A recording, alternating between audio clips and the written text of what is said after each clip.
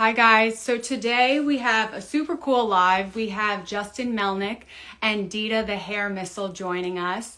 So they are from the CBS show SEAL Team.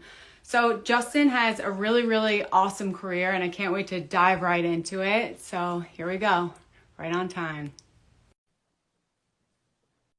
Waiting for Justin. Hopefully he has Dita with him. Hey! Good morning. Happy How, Saturday. how's it going? It's wonderful. How you doing today? Good. Just post-Christmas chilling. Right? I don't know what that I don't know what the chill word means, but it sounds like it'd be nice to be able to know what that means. Are you you're on the East Coast right now? Yeah, I'm in New York. Cool. So you're freezing your ass off. Oh my gosh, big change from LA. Well, same crazy laws and same crazy rules, but you need to spend extra money for jackets there. Yeah, yeah. It's a little different because we're in the suburbs. We're north of the city in Westchester, so we're Okay. not like in LA. LA. I mean, we were Gotcha. in Silver Lake. Yeah. So do you live in LA or do you live in New York? Just moved to New York from New York originally. Brutal. Yeah. Brutal. So. You picked a great time of year to go to New York, I'm telling you. Not the best time of year, but definitely nice to get out of the city during COVID. Yeah. Yeah. So. Except if it becomes like I Am Legend and you already have the fucking dog, so all you need to do is go there and start swacking zombies and you'll be good. Yeah, exactly. Come on up. Do you have Dita with you now? Yep, Dita's right here. Hi, Chilling Dita. out. Here, Rika. Up. Oh. I have Rika here too. Up. Please. Good. This is little What a Rika. cute thing. That's little Deets right here. She just went for a massive run. We had to go find the cows. Aww. The thing about Where's owning Dita? cattle is you got to find them every day to make sure they're still alive. Aww. They just like to fuck themselves up. So, you have like the coolest career. Before you joined the show, can you talk a little bit about your time as a police officer, but also as a photographer? Oh yeah, yeah. So I started my life out working in gas stations as a kid, and then graduated into the restaurant industry. Ended up moving back to New York City, where I grew up to do nightclubs and restaurants in my early 20s, and then got kind of burnt out with the people and the lifestyle and all of that world. That it's fucking nuts, man. You get like these dudes that are total dorks growing up and they make $100 million and all they want to do is go into that like nightclub world and hang out with these people, you know, and they're so intelligent, but they just missed out on their entire childhood. And they surround themselves by these like just kind of, I just like to think of it as vampires. Yeah, so did that, ended up getting into like fashion photography, and it was the same people, just a different time of day. And didn't really have any interest in doing any of that. A buddy of mine started a charity thing, and he was digging wells in Uganda. So he needed someone to go photograph the wells that they dug in northern Uganda during this like crazy war. It's kind of a Ugandan, almost like a civil war, but not really, because it was a warlord waging war on the government. But I think they classified it as a civil war. This guy named Joseph Kony, and he was just going around abducting children, making the boys fight, making the girls into escort or prostitutes. I think they're called prostitutes in that part of the world. Really just fucking horrible human being, just like similar to what everybody saw in that movie Blood Diamond, the DiCaprio movie, but that was Western Africa, and they were financing their war against the government with blood diamonds, whereas Uganda, you know, has some minerals and some rubber and stuff like that, but it was really making its money off of human trafficking and selling these girls into the sex trade. So went up into that war zone and got some pictures of the well for a homeboy, and just kind of got lost. And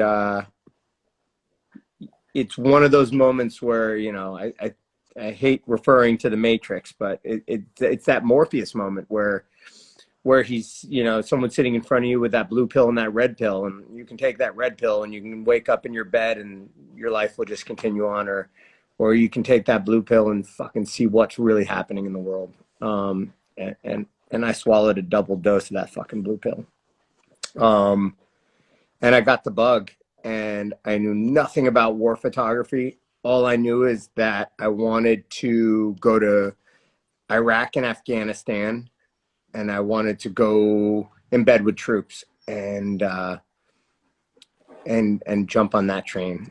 And so I spent 5 years like running around the world to not so known war zones that I could get into because I couldn't get press credentials to go in bed with the troops.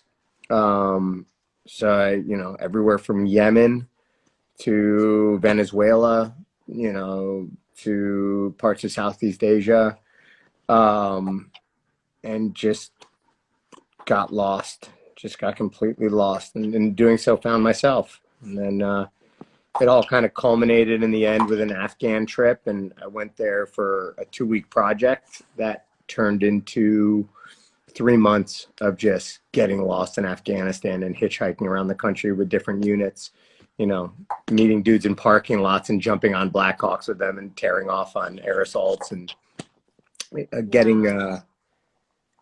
having the adventure of all adventures. You know, it's up until someone gets hurt, you know, it's obviously a lot of horrible shit happens, and a lot of young soldiers and a lot of innocent people lost their lives, you know, in the past almost 2.5 decades of war. But man, you get out there with the most amazing human beings, and met some of the most inspirational people I've ever met out there in Afghanistan, and probably helped shape where I'm at now and what I do now. So it's pretty cool. But that's it in 2 minutes and 35 seconds. I mean, that's incredible. What an experience. I mean, life-changing.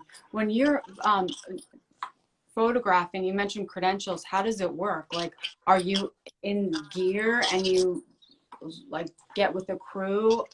Like, forgive my... No, it's all good. So yes, you are required when you're embedded with the U.S. Army to provide your own body armor and helmet. You're not allowed to wear camouflage patterns, which I think is quite silly because the enemy doesn't care whether you're a combatant or a non-combatant. You're an infidel and they want to kill you. So I don't like standing out and looking different from the 20 other people, because that just brings someone sights on you when you stand out like that. But yeah, that was, you know, those are the rules. So you had to follow them. So got credentialed through the ISAF headquarters, International Security Afghan Fighting Force, or otherwise known as I Suck at Fighting, ISAF. And then through there, ended up getting credentialed through the 101st Airborne and embedding with those guys for a while. So. Awesome. Yeah, okay, so Rock My Way is asking, what made you want to transition from photography to policing, and how did you transition? Well, so I get that question a lot, and the really short answer to that is, after embedding in Afghanistan, I came back and wanted to go fight. What I saw the men and women of our country doing, and the families of those men and women, inspired me at a whole nother level. There were dudes, their families, their church groups were raising money and donating school supplies and backpacks and clothes for little girls going to school. You know, under Taliban, Sharia law, the girls aren't allowed to go to school. So when I think of a war in Afghanistan, I don't think of a war against terrorism. Sure, there are training camps that were there, and we could pluck those fuckers out with drones easily, you know, but I really think of the war against the Taliban as the most just war that we've ever fought, because I don't like saying whose culture should be. You live your best life. Like, I'm not going to tell you who to pray to. You believe the earth is flat? great. If you believe it's round, great. If you believe that there are aliens that are our gods, fucking awesome. Live your best life. But the second you start preventing people from having access to basic healthcare, education, that's when I say it's time to get a boot in your ass. Because I don't think we need to be the world's police, but I definitely believe that our nation should always be there to stand up for the oppressed. So I was so inspired by seeing what these soldiers and their families were doing with, raising money for school supplies and then going into these villages. And this wasn't on U.S. taxpayer dollar. This was on personal money. Guys would go in, and they would have like redevelopment meetings with the community, but they would bring all these school supplies and backpack supplies and all this stuff that their families would spend money on, not our government, their families. And, just good human beings. And, you ask yourself a question in life is like, yeah, having money's fucking cool, right? You get to go do things, you get to buy nice things, but money makes life easy. It doesn't make you happy. And I've always found myself happiest when I surround myself by people that inspire me to be better. And I didn't want to be around the nightclub people. I don't want to be around the internet tech dudes that are worth $100 billion on their yachts in the south of France and a bunch of gorgeous models. Like, it didn't interest me. What interests me is being around these men and women that chose to leave the comfort of their homes and to go to a foreign land to go help people they've never met and will probably never meet again.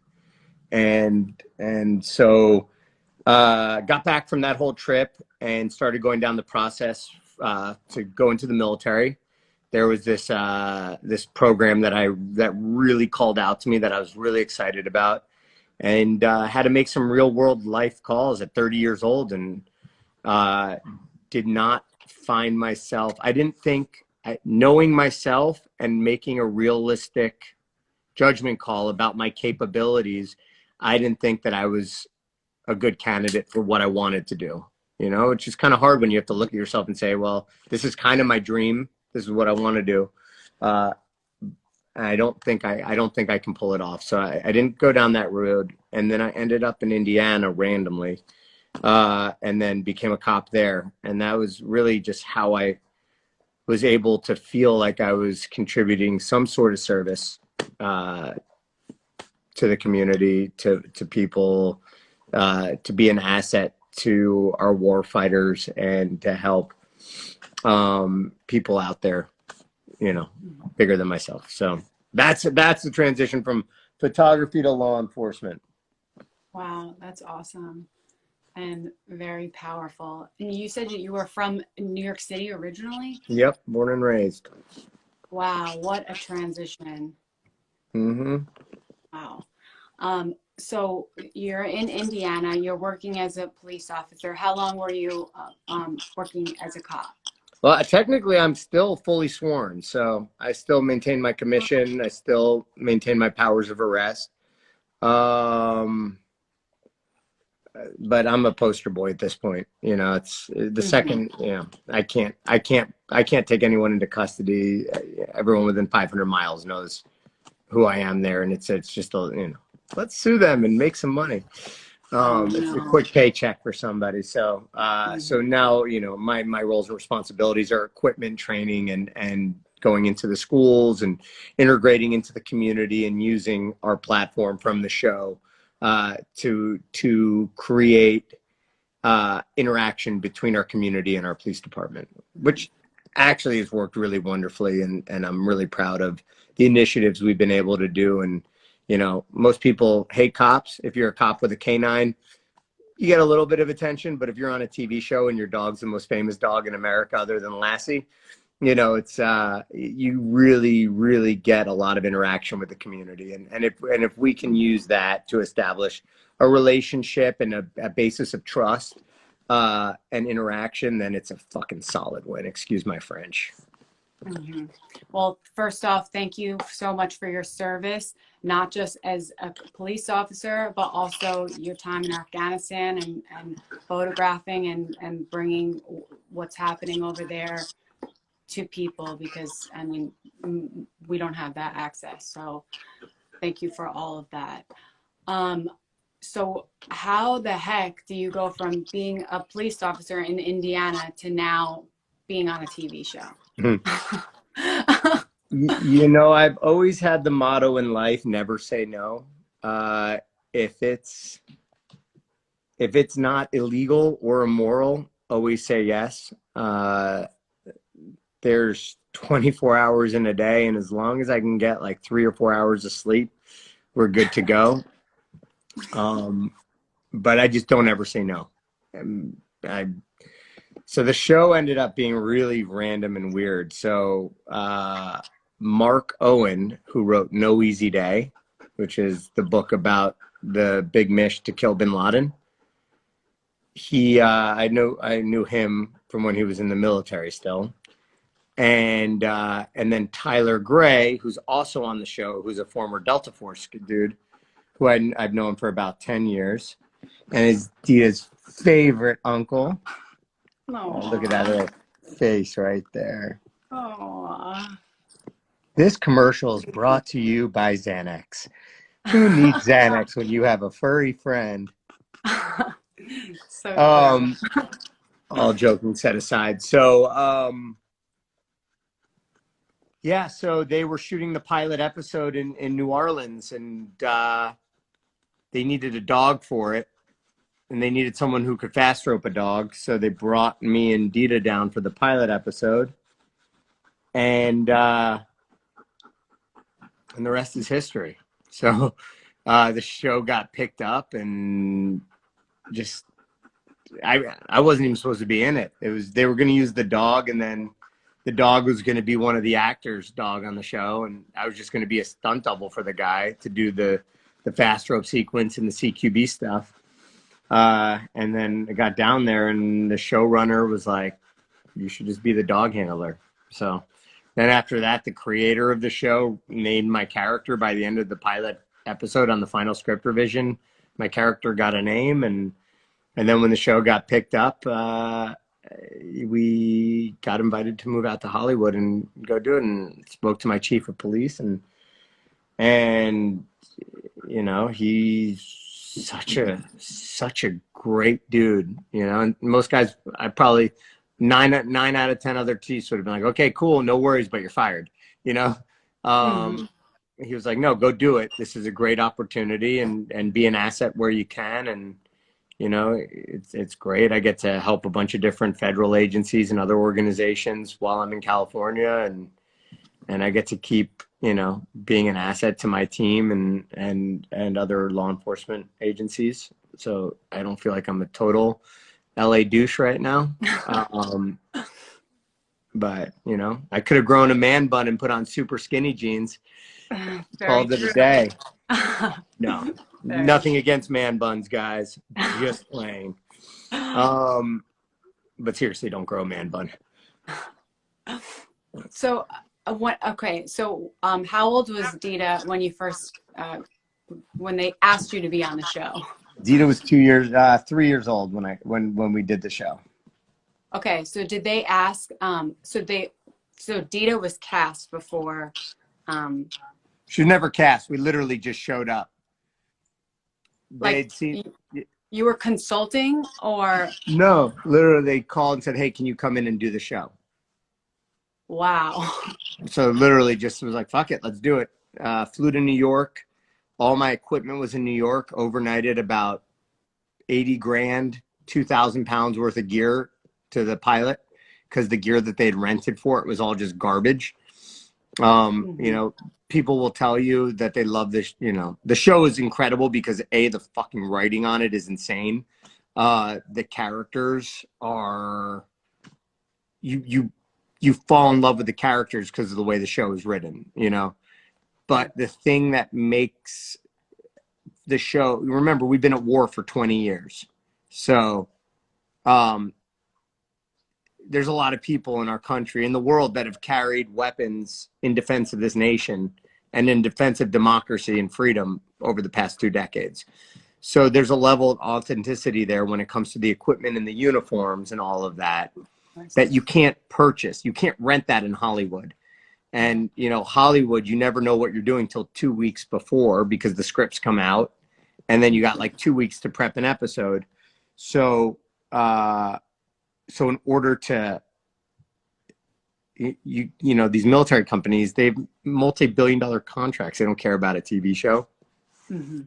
To get the gear for it's really difficult, but I happen to own it all. So, you know, I was able to bring all my gear down for the show to make it feel more realistic in the pilot episode. Yeah, so it's really fun. So yeah, literally flew to New York, overnighted all the gear, flew back to LA, picked up Dita, and drove down to New Orleans, where we spent 3 weeks filming the pilot. Wow. And then the show, yeah, and then the show got picked up, and we moved out to LA, and we were on a week-to-week contract, season 1. So we didn't know where it was going to go. So we just got an Airbnb, ended up living in an Airbnb for like 9 months. And then season 2 hit, and the line producer put me on a daily contract, which is weird. Still had no idea where like I figured it could be over at any moment. So lived in an Airbnb. And then last year I was like, okay, we're sticking around a little bit. So then I bought the ranch out here so that I could be close enough to LA to film, but far enough away that I wasn't near LA. Mm-hmm. Someone just asked, and I'm interested, where's your ranch? It's up in the San Ynez Valley. It's like Santa Barbara area. Oh, nice. 2 hours north of LA. It's beautiful. Nice. So, okay. I know that in a lot of movies, there's like multiple dogs that play a role. Like John Wick, there was like 7 mouths or something like that. And does Dita have a stunt double, or is it all Dita? Nope. Dita does all of her own stunts. They tried to bring in a stunt double for like one dog to double her for one episode, and the dog sat in the crate the entire time, because nobody can do it as good as her. She knows how. She can do every stunt. She's done.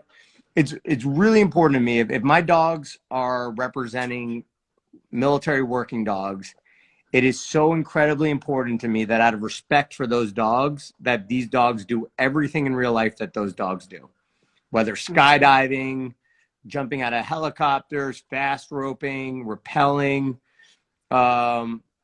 You know, it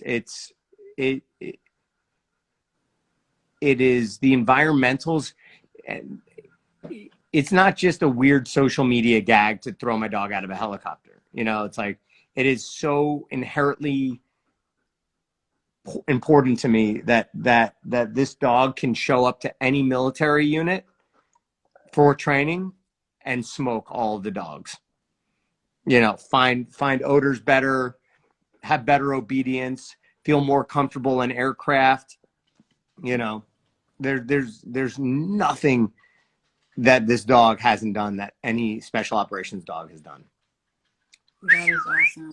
Come here, you cuddle bug. Where you going? Don't leave me. I'm talking about you. The showrunner, that was the best decision of the showrunner to have to ask you to be on the show, because of the passion, but also just the authenticity that you bring, and like you being dead set on like, this is how it is. Like, this is not just another TV show where we're, you know, but that's, you know, like. That's our leadership. Our leadership on the show is so incredible.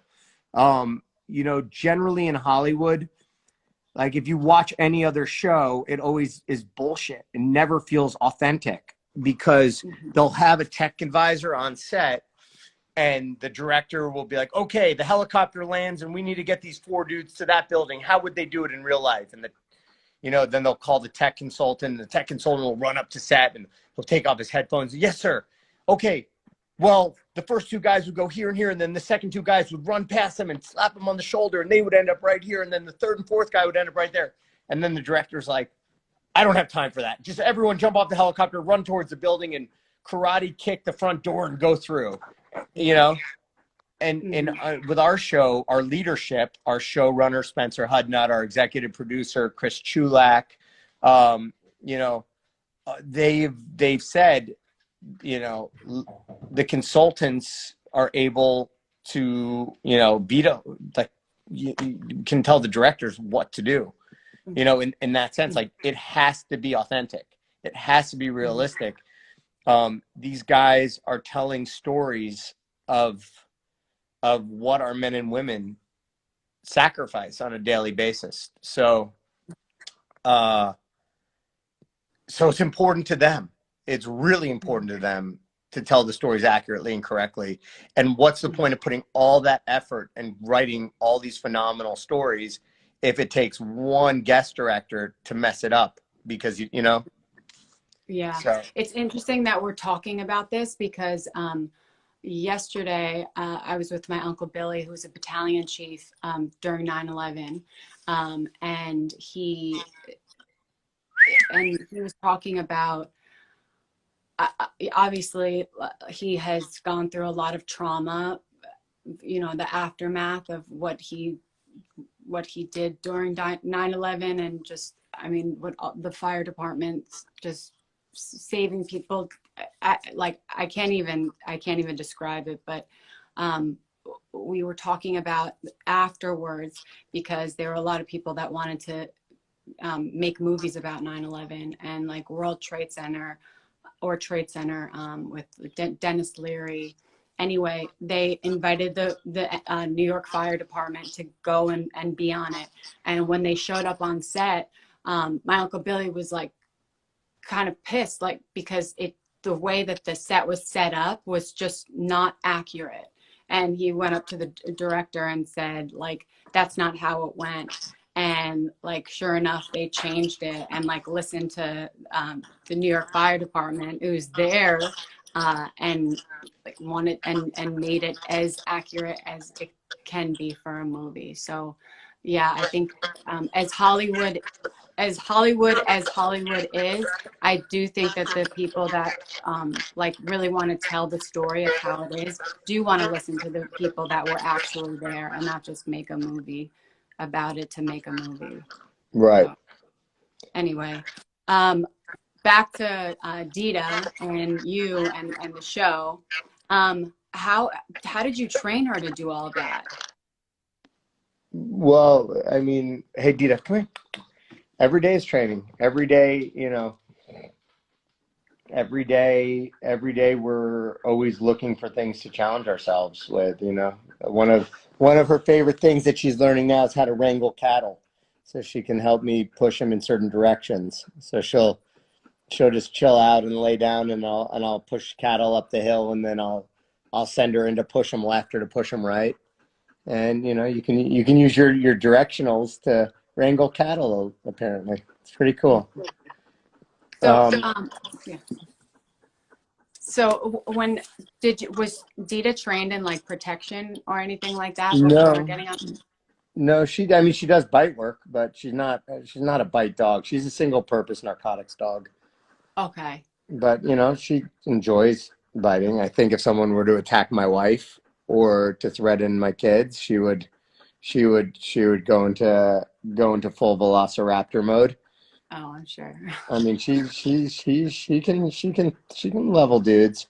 Her teeth are kind of going right now from too many years of.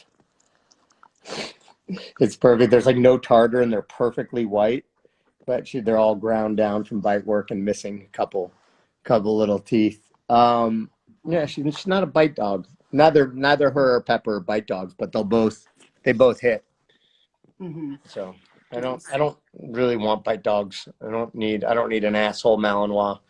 I've Mm-hmm. got two kids, and you know, a third on the way, so I don't need the liability of a bite dog. Mm-hmm. I get that.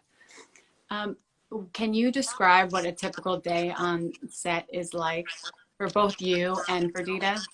You know, it's funny because no 2 days are ever the same. The only days that are the same are when we're on the sound stage and we're doing like all the airplane work when we're in the C-17 or during our mission briefs. Um, those days usually start at about 6 a.m. for us at the office. So I usually wake up, those are usually Mondays and Tuesdays. And then, so I'll wake up at like 3 in the morning and we'll drive to work. We'll get to work by like 5. Uh, Depending on how we feel, maybe we'll skip hair and makeup. See, it was really fun season 1 because Dita would come through the hair and makeup trailer and, she would run around set with us and everyone would always pet her and everyone had their toys for her, but they knew no human food. And, when she's in her work gear, leave her alone. And it was just really fun. And then, we had, yeah, someone, I don't know if someone made a problem about it through HR. Long story. I don't know. I probably shouldn't talk about it, but someone made a problem about it. And then from there, I couldn't have Dita on set unless she was filming and she had to stay on a leash. And so the days of going through the hair and makeup trailer and getting brushed out with the Mason Pearson brushes and just having so much fun. This dog she just adds so much life to everybody. There's, so it was really nice. Then now she's got to be in her kennel until it's her scene. And then we have an animal wrangler that will come, and she loves the animal wrangler. It's like a trainer. Will come and pick her up from my office, bring her to the set. She'll do her entire shtick, and then she'll go back to the kennel and chill. And then we'll hit the beach on the way home, and she'll go swimming in the ocean, get my car all fucking dirty, and then we'll get back up to the ranch. Where she'll roll in cow shit and be a total thug for 3 days. So with the stuff, when she goes on set, how does she have rehearsal? What's her training schedule like? We've never had to rehearse or train for any of the scenes you've ever seen in the show. We've never done a rehearsal. The only thing we've trained her on a little bit was for the first episode of playing dead. I've never allowed her to play dead in her life. Because I don't ever want my dog to think that she can roll over and submit to anything. I don't like that playing dead. She's a working dog first and foremost. It's cool to be on the TV show. Up until I got Pepper Dita was my police dog first and foremost, and I'll use her on the TV show. It's fine, but in the end of the day, her job is to protect and serve. And Hollywood is second. Same thing for me. It's I love my job there. And this is really the first year where I'm okay, now my job is an actor and my secondary job is a police officer. But up until, this year, it was always law enforcement first. So, there were days where things were going down. I'd have to be hey guys, I can't be here this day. I'm sorry. And they were always, that's the thing about our show is so great is they're so awesome about that. They get that. And, if I've got to run to Indiana to go do shop with a cop, they'll figure out, how to rework the schedule so that I don't miss out on any of the scenes. And the viewers don't miss, you know what I mean? So you have a really great team. The best I've ever worked with anywhere in my entire life. No joke. So someone's asking if Dita smells a bomb in real life, is she gonna sit? No, because Dita is a drug dog. So if Dita smells coke or weed, I remember the first time I took her to Soho House in Malibu. She was running around and she was sitting in front of everybody. And everyone's, oh, look at this cute dog. Comes up and sits. I'm like, no, that's just because she smells your cocaine in your pocket. Oh my God, that's hilarious. Yeah. Yeah. So we'll use synthetic narcotic odors on set. We'll build the IEDs or the explosive devices, and we'll put synthetic odors inside of them. So when she's searching, everything is done practically. So, she'll search an area on camera and we'll video the whole search. and maybe one or two takes, we'll switch the odor to different spots. But obviously when she goes to hit, it will always be, at that cut where they wanted it to be. But the idea is to always have training value to the scenes. So she's in there acting for all you guys, but she's training for me. So Yeah. So you're trained. You've trained her and continue to train her. And yeah, I'm a handler. I'm not a dog trainer. I'm a handler. So yeah. All of my odor detection stuff is done down at Torchlight in Tulsa, Oklahoma. Primarily most of my bite work. A lot of the agility stuff I work with Dias Canine out of Utah with Andre Valdez. He's just a dog whisperer, and he does all, gets them going on crazy agility stuff and builds up their confidence with ladders and everything. And then, used Sarah Carlson and John Devine for some stuff. They're actually the ones that found Pepper for me in Holland, which was pretty cool. We were filming in Serbia, and they were on a trip, or John was on a trip to Holland and found Pepper for me and picked her up and brought her back. Where are they located, and what's their company? Sarah Carlson is the Super Collies. Oh, okay. And her husband, John Devine, is a former SEAL Team Canine handler. Okay. Great dude. Torchlight too. Torchlight is the same people. It's Working Dog Radio, Working Dog Dry Goods, and Torchlight. Ted Summers and Alicia Brandt. When it comes to making police dogs, it's like them and Adler Horse for me are like the two companies out there that just produce such awesome police dogs. But I love Torchlight. I love the facility. It's just rock and roll, and they just make great dogs.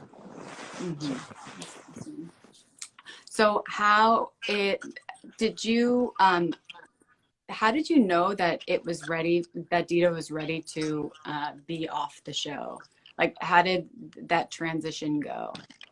It went from her loving getting jocked up and going with me on everything to not wanting to put her harness on, not wanting to get in her work gear, and not wanting to go.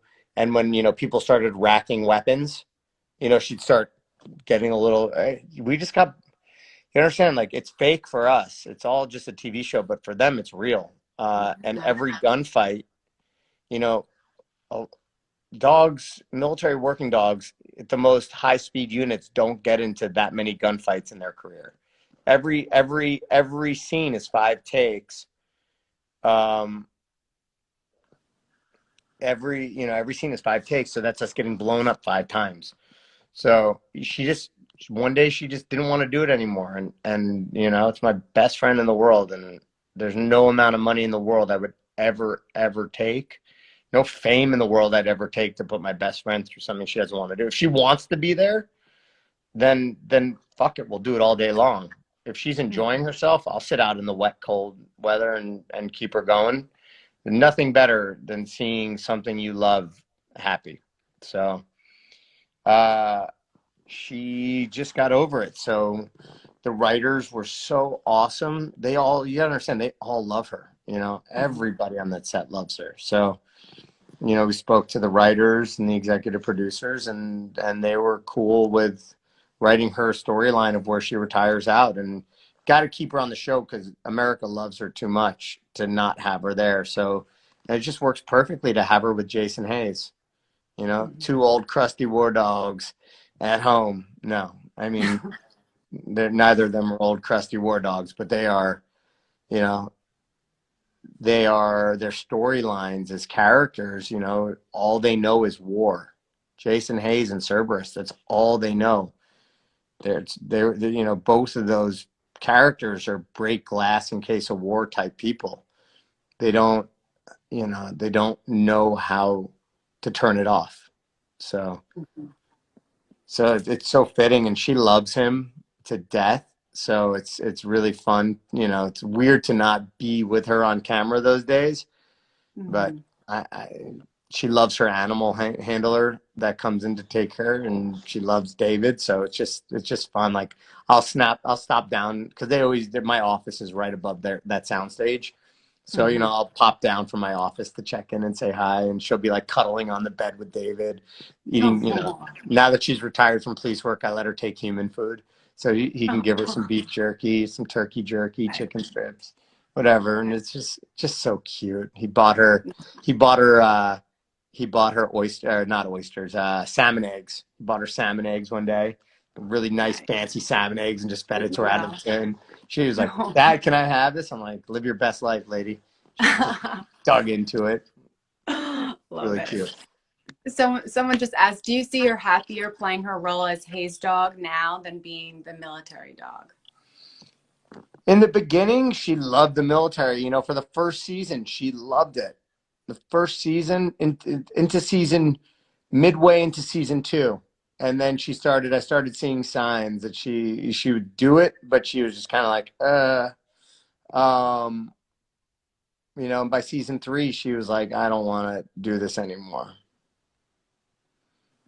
So she had to get through season 3 because we didn't have Pepper, but I got Pepper season 3, and now we got Pepper for season 4 and 5, and as long as the show goes on. Mm-hmm. How old is Pepper? 2. 2. And And Pepper will officially be my last Malinois. I am done with the breed. really? I don't want to be 50 years old running around with a Mal in 10 years. Too much energy. Well, then your kids will get older, and then they'll be able to do the handling. Yeah. I don't know. I'm out. Ah, wow. I'm going to get a blue heeler next. Nice. So what's it like working with Pepper compared to Dita? It's interesting. Pepper's a little thug. Pepper gives zero craps about anything. She's got zero self-preservation. She will jump out of a helicopter. She's got no issues, anything. Things that took me months to get Dita to do. Pepper's like, let's go do it right now. Fuck it, we'll do it live. But also she's not as delicate as Dita, so she'll like barrel through things and get hurt just because she goes full Malinois, and everybody knows you don't go full Malinois. Yeah. Do you think that it has something to do with like the like Dutch Shepherd of it all, or is it just a personality thing? I think she's just 10% more working dog than Dita, And yeah, Dutchies are fucking crazy, but she's supposed to be a Malinois. Her papers say Malinois. Her genetics came back as Dutchie. They're all the same though. They're all like pretty much all Different names, same kind of crazy. Exactly. Or do you think it's the age? Because did you say that Dita started at 3 and Pepper at 2? Well, I've had Dita since she was 1. Okay. So it's not so much the age, but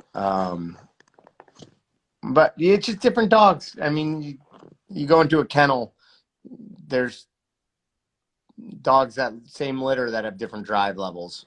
So it's it's just about understanding the dog, and some dogs aren't meant to be indoor pets. Like Pepper, I love, and she's the cuddliest dog ever. But if I take my eye off her in the house, she'll shit on the floor and piss on the sofa like she did today. And like she'd literally just been outside, and she's like, you know what? Fuck you, Dad. I'm gonna shit on your floor and piss on your beautiful leather sofa. Pepper's way. That's great. But she's a great dog. I mean, you show me another dog that will deploy off of a rib onto a beach as the boat's moving. That's badass. I mean, I don't know if he's, yeah. I mean, yeah, I saw the video. Yeah, most epic. dogs won't even get on a rib because of that soft rubber. It's freaky and slippery to them. Yeah. But I mean, Pepper skydiving in the wind tunnel, she just didn't care. Dogs are amazing. Yeah. That is so cool. Okay, we have a few other questions. What is Dita's favorite treat and toy? So her favorite treat are the Wimies. You know Whinies? those What are they? Wimies? No, You know what whinies. greenies are? Oh yeah, I know Greenies are greenies. garbage. Don't ever give your dog greenies. Okay. Wimies are an all-natural version of that. It's like a tooth breath cleaner that's like a chew stick. Okay. Wimies, Whymees or something, but it's all natural. It's awesome, and she loves her Wimies. Favorite toy? I mean, fucking Malinois, tennis balls. Tennis balls are Right. cracked for Malinois. I don't give them to her very often, but she'll get to play the real tennis ball every now and then. Raw diet. No, I don't do a raw diet. I love the idea of a raw diet, but we travel so much for work that I need to be able to find her food wherever I go. So I do limited ingredient, grain-free salmon and potato blue buffalo mixed with salmon oil, pollock oil, sardine and anchovy oil, a little bit of olive oil, sometimes some coconut oil, and then a green mussel glucosamine powder that I put in. And that is her daily breakfast, lunch, Very and dinner. nice. So it really doesn't matter raw or not. A dog is she can still be crazy jumping off boats and helicopters and Mm-hmm. Yeah. badass. Okay, what What's was the hardest thing to film with Dita? I think the hardest thing was that whole sequence in the beginning of the season up in the snow with David. I think that was incredibly taxing, tolling, and very hard for everybody. The crew involved. Moving around snow is just really hard. Um, but everything else is really easy. I mean, remember that takedown sequence where she climbed up the ladder into the second floor window in season 1 and nuked the bad guy? I mean, that's all done in one take. We do it twice, one for the backpack camera on her and then one for the long lens. Um, she just nails it in one take every single time. Great, great, great performer, great police dog, great dog, great best friend, great nanny dog. Dita is just that one in a million that I'll never, ever, ever have again. How did they do with the cows on your farm? Great. If they'll obviously they want to wrangle them all the time because they're high prey animals, but they've got good recalls and if they don't, they always listen. So it's not an issue. Mm-hmm. How old are your kids? 7, 3, and one is almost hatched. Well, congratulations on the almost hatching.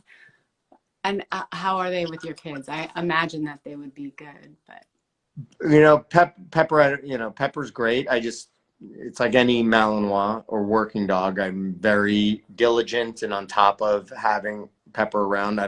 I've had Pepper for a year. I don't trust her 100%. I'd be an idiot too. right. With Yeah. these dogs, the second you give, I always say, you know, Malinois, you give them an inch and they'll take an arm. Yeah. Um, they're working dogs. So Pepper, I'm very on top of. She's super good with the kids, but Dita is the best. I mean, if the kids are playing on the property, best part about having a tracking dog is Dita loves to track. She'll go find those kids wherever. If I say go find Lulu, she'll go find Lulu. Go find Henry. She'll find Henry. So it's really cool. The kids now love to push themselves and go walking around in the dark and all that. And obviously I'm not letting them walk out in the dark without being on Overwatch with night vision goggles and seeing where they're at. Right. But I'll send Dita out, when they try and hide and do funny things. I'm like, okay, I'm sending the dog. Dita, go find Lulu. Dita will take off and go find Lulu. And Dita's got a little e-collar, so I can see the little flashing light, so I know exactly where they're at through the night vision goggles. It's fun. It's really it's a cool experience watching these kids grow up with the dogs, and now they got the coloring book. Hold on, let's see if I can turn this around. Ugh. They got the Dita coloring book for Christmas. Aww. And they even got their own little page in it. Let's see.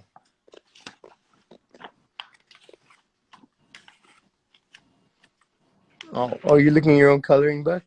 Aww. Little nugget.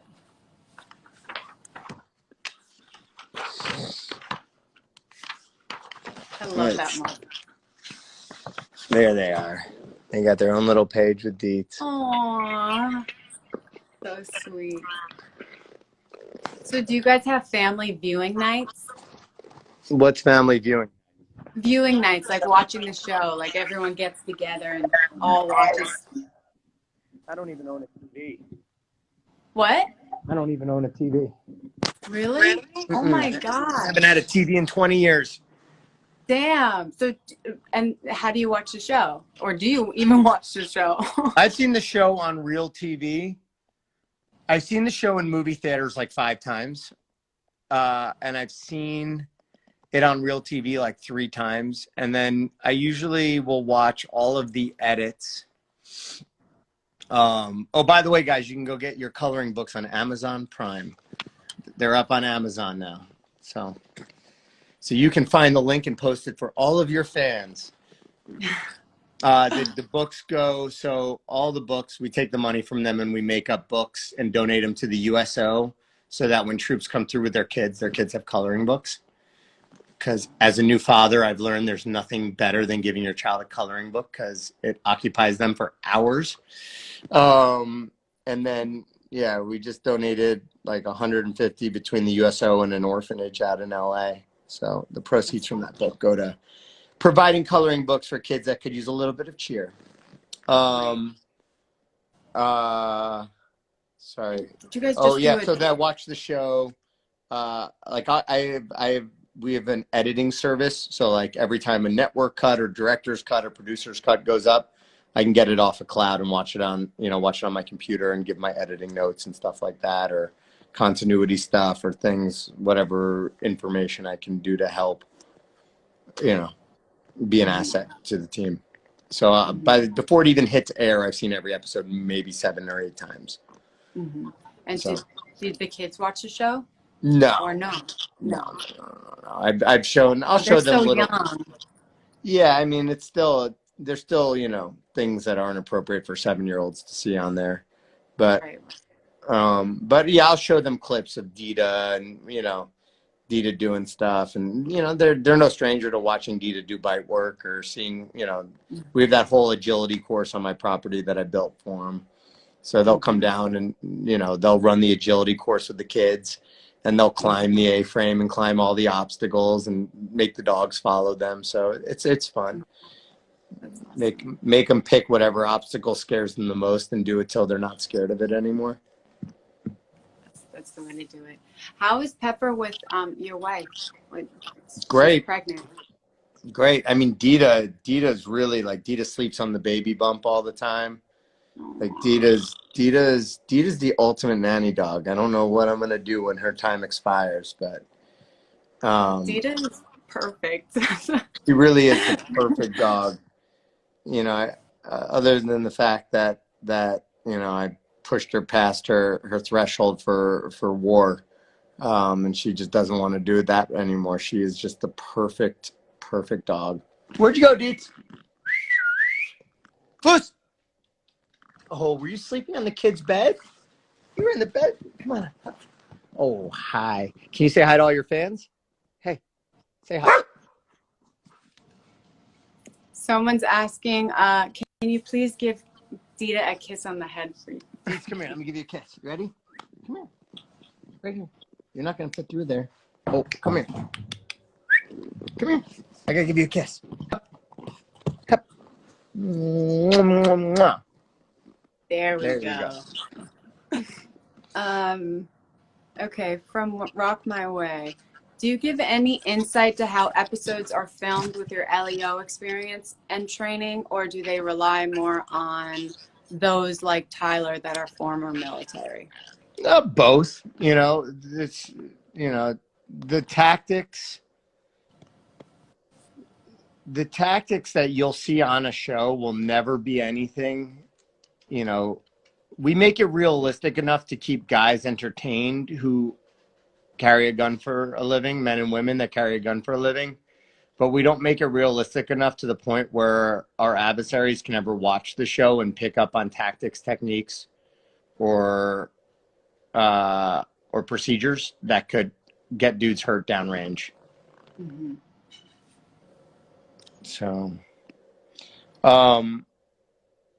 So, yeah, it's a mixture of both. I mean, it's same stuff, same, but different. Tyler is the most valuable asset in the world. Just because he understands how to make films and movies, but also has the experience of being a Delta Force operator. Mm-hmm. Okay, from Tully Henderson, what's your favorite part about working and living with Dita? I mean, it's nothing better than going to work with your day.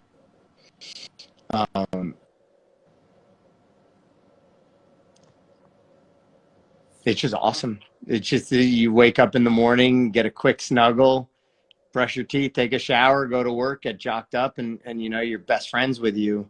You're tired. There are nights where you're out on location and you're running around in full kit, and you're like, literally find a wall to sit up on because there's no time to go back to your trailer, and just like cuddle up with your pup and go to sleep. Awesome. Okay, the Tankaroo. With your full-time film schedule, how many charities are you involved with? Oh God, I mean, pretty much any charity that 98% or more of the money raised goes to the end user versus the charity itself, I'll help. I don't mind paying for administrative services with charities, but I won't back charities that anyone takes a salary from. So I am all about, right now, Joey's Paws, we're raising money to help get military and police dogs prosthetics. MWD TSA, where we just raised like 3,000 or 4,000 toys to send downrange to military working dogs. The Boot Campaign, which is for soldiers, for men and women who've served our country that need support and help through suicide prevention stuff, and TBI. The USO, Canines United, which helps provide law enforcement assets to domestic working dogs. I don't know, 7 or 8 charities. Life is short. You gotta give as much as you can. There's a lot of people out there that do a lot of great work and that don't like to ask for help but need it. So you got to make sure that you can get out there and help fill that void for them. Mm-hmm. Excellent work. It's so refreshing to talk to you. You're so not Hollywood and are just very real. Yeah. Police dogs know it's work time when their handlers suit up. Does Dita and Pepper recognize it's work time when you kit up on the show? 100%. When we get jocked up, it's time to go to work. Neither dogs want to cuddle and get all cute and sweet with you when they got their vest on. They want to either go find stuff or bite stuff. So, it's same thing, same thing when you I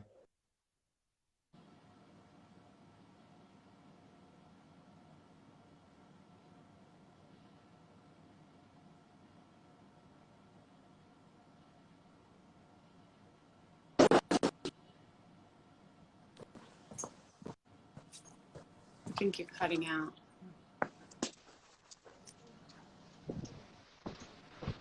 Hello, are you there? Come on, dude. Yeah, hang on 1 second. Sorry. I smell fire.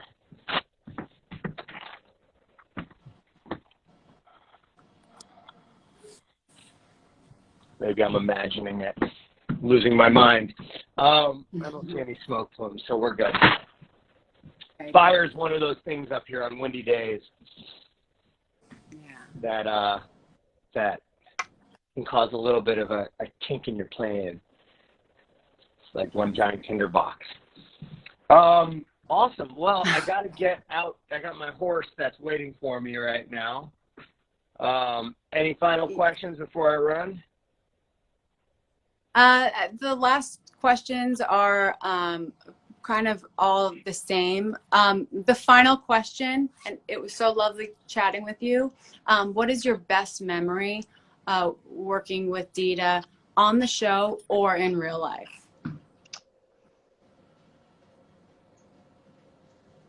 I'm going to cry right now, thinking about all those memories. I think one of my favorite memories with Dita is when we were in Colorado and we saw the Flatirons, the big multi-pitch rock climbs, and we went up and climbed them. I took my dog up a 4-pitch 5-5, which is like it's a very beginner, but it's fully roped up. Like as human beings, you have to put on ropes and place gear. It's not technically difficult, but she climbed a 4-pitch 5-5, which was pretty awesome. There's so many incredible memories. It's every day is kind of, you wake up and roll over and she comes up for a super snuggle and just gives you a couple kisses and then you see what you can take off with. So, I just cherish every moment I have with her and take as many pictures as I can, because it ain't going to last forever, but the memories will. So. Well, Justin, it was so nice talking to you and meeting you, and thank you for all of your service and also just being a really great leader and role model to people. Oh, well, thanks. I try. Life is short. You got to go out there and do the best you can every day, right? Absolutely. Well, guys, awesome. Thanks so much for hanging with us. Thank you to all your fans, and keep posting cute pictures of that little puppy of yours. Thank you. Will do. She's out. Well, I look forward to meeting her if you guys ever make it back to California. We'll for sure make it back, and we'll let you awesome. know. Take care. Be well. You too. And congratulations to your baby on the way. Thank you so much. Dita, say goodbye to everybody. Say goodbye. Bye, Dita. Say goodbye. See you guys later. Bye.